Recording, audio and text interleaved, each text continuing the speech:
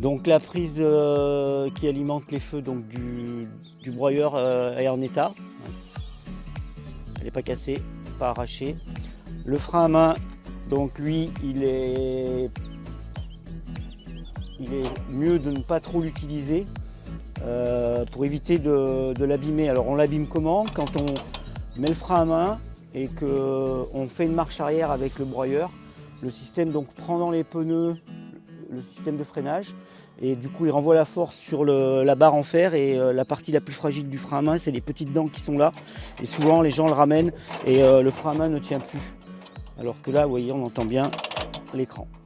Donc pour replier la roue jockey, donc vous décollez la roue du sol bien sûr, hein, vous commencez à la replier, à la remonter. Ensuite vous prenez la goupille qui a un petit détrompeur ici qui va en face de la fente là. Vous relevez la roue, vous repassez la goupille et vous remettez dans la fente. Et là la partie du bas elle est relevée et ensuite il suffit de bloquer tout en haut pour pas qu'elle se desserre sur la route.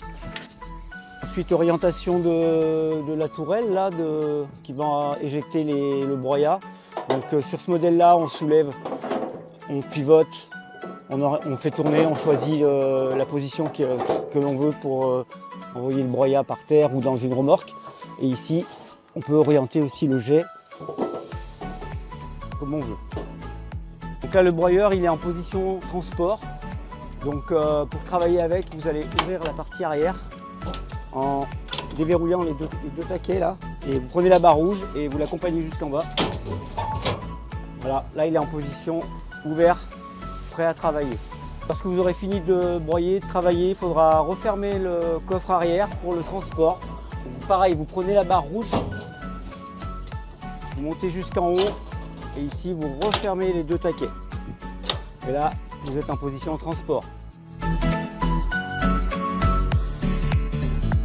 La caisse d'accessoires qui est donc fournie avec le broyeur, qui est fixée sur le broyeur, hein, donc elle n'a pas besoin de l'enlever. À l'intérieur, vous avez un casque anti-bruit, une clé de 22 pour ouvrir le corps du broyeur. Je vais vous montrer à quoi ça sert. Anti-vol qui est fourni avec le broyeur. Sur ce modèle, c'est celui-là. Donc ça se met à l'avant sur la flèche. C'est pour empêcher de l'accrocher à une voiture. Donc c'est tout simple l'utilisation. On le met comme ça, comme ça. Ici il y a un trou, on met le cadenas dedans. Et voilà. S'il y avait eu un bourrage, ça dépend de ce que vous allez utiliser, ça dépend des conditions météo. Vous enlevez les deux écrous et les deux rondelles. Vous pivotez la partie rouge vers l'avant. Donc ici il y a un tampon, on vient poser le corps du broyeur dessus. Et ici donc vous avez accès à toute la partie intérieure du broyeur, donc les fléaux, l'ameneur. Le bourrage il se fait souvent dans cette partie là, donc il faut passer le bras pour enlever le bouchon.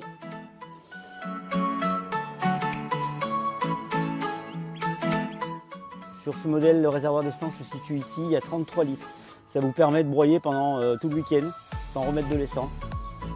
Donc ensuite vous repassez à la station et vous remettez l'essence comme dans une voiture. Pour mettre l'essence, vous ouvrez le bouchon qui est là. Donc le réservoir d'essence, vous le prenez avec le plein et vous ramenez avec le plein de 100 plomb 95 E10. Ici vous avez un réservoir d'huile hydraulique blanc. Il ne faut surtout rien mettre dedans, ne pas l'ouvrir. C'est surtout pas d'essence.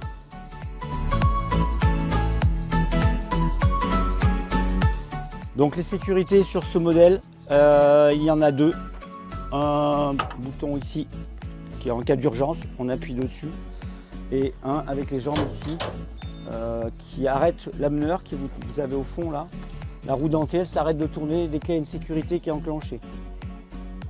Pour voir si la sécurité est enclenchée, vous avez une lumière rouge qui s'allume. À chaque fois que vous allez enclencher une sécurité, pour réarmer, donc éteindre la lampe, on a la manette ici de marche avant, marche arrière. On met en position neutre et on appuie sur le bouton vert et on remet la marche avant. Et l'ameneur va repartir. Si vous avez une branche qui appuie là-dessus, ça va allumer la lampe, arrêter l'ameneur, vous ne pourrez plus rentrer de branche dedans. Il faudra donc remettre la manette au neutre, réarmer en appuyant sur le bouton vert et remettre la marche avant. Et il y en a un de chaque côté de bouton vert.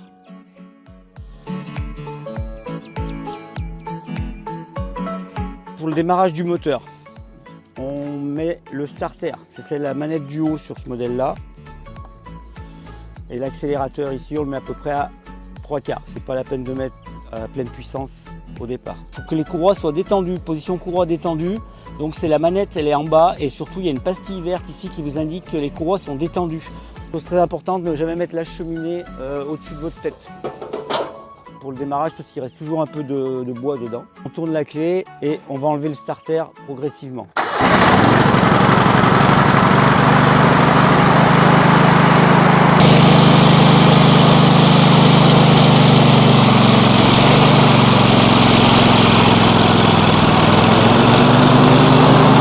Et ensuite, vous mettez bien les gaz à fond. À chaque fois que vous allez couper le contact et remettre le contact, donc arrêter le moteur, redémarrer le moteur, vous aurez toujours la lampe rouge qui va s'allumer. C'est normal, c'est une sécurité. Ça, vous pouvez vous en occuper qu'à la fin, juste avant de broyer. Ça ne vous empêche pas de démarrer le moteur, de tendre les courroies et de mettre les gaz à fond. Une fois que vous avez fait cette partie-là, vous passez à l'arrière du broyeur. Et là, vous apercevez que la lampe elle est allumée, que l'ameneur ne marche pas, donc vous ne pouvez pas mettre de branche, c'est normal. C'est à ce moment-là que vous allez pouvoir réarmer avec le bouton vert et la marche avant pour que l'ameneur se mette en marche. Pour arrêter le moteur, vous coupez le contact et vous détendez les courroies. Comme ça, vous êtes prêt pour le redémarrage.